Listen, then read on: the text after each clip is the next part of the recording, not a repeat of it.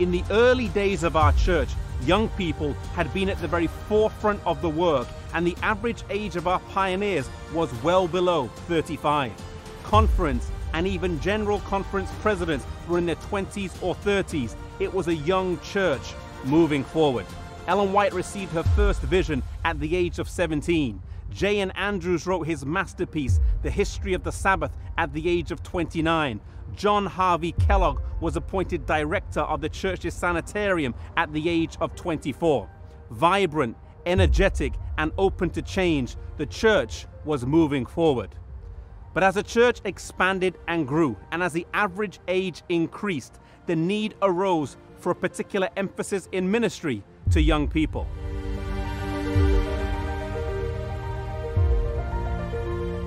In 1879, in Hazleton, Michigan, two teenagers, Luther Warren and Henry Fenner, were walking down a dusty road, and they were talking about the need for missionary work to be done by young people.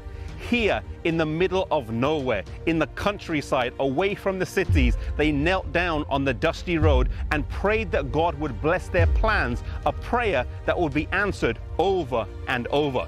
The first missionary society started in Luther Warren's home and had three aims. Firstly, to plan missionary work. Secondly, to raise money for literature. And thirdly, to promote the cause of temperance.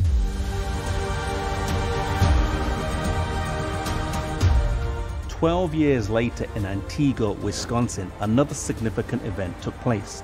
Meade McGuire made a proposal to the church that the Youth Society be allowed to use the building for its activities. This was discussed at the church board, and there was some opposition, but one of the older members, Brother Connor, stood up and voiced his support.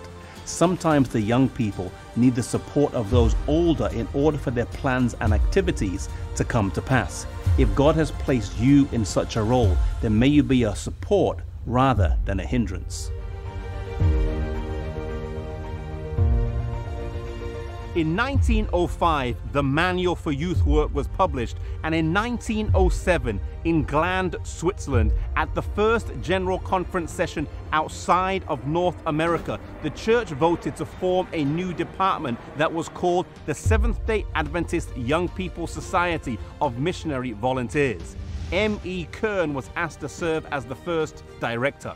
And one of the new initiatives that was launched the next year was the Morning Watch, a daily devotional study guide.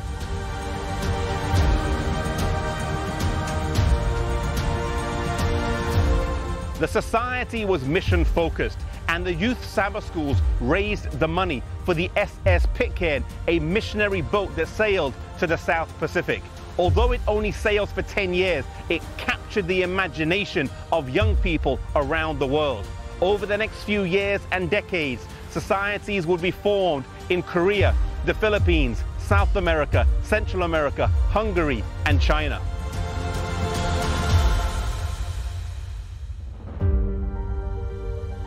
The Youth Missionary Society would also be launched, which would be the precursor to the Pathfinder Department that we know today. The name of the department would change in 1972 to the Youth Department of Missionary Volunteers, and then changed again in 1979 to the Adventist Youth Department, and changed again in 2005 to Adventist Youth Ministries.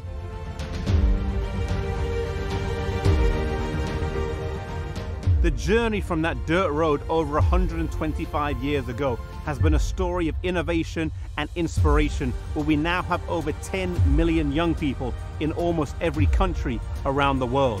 As a church, we must remember that our early identity was embedded in young people, and putting young people at the center of the church will be key to fulfilling the gospel commission and finishing the work. Ellen White wrote many years ago, "With such an army of workers as our youth, rightly trained, might furnish, how soon the message of a crucified, risen, and soon to come Savior will be taken to the whole world." If you are older, then support the young people in your church. If you are a younger member, then don't let anyone despise your youth, and rise to the challenge serving God wherever you might be.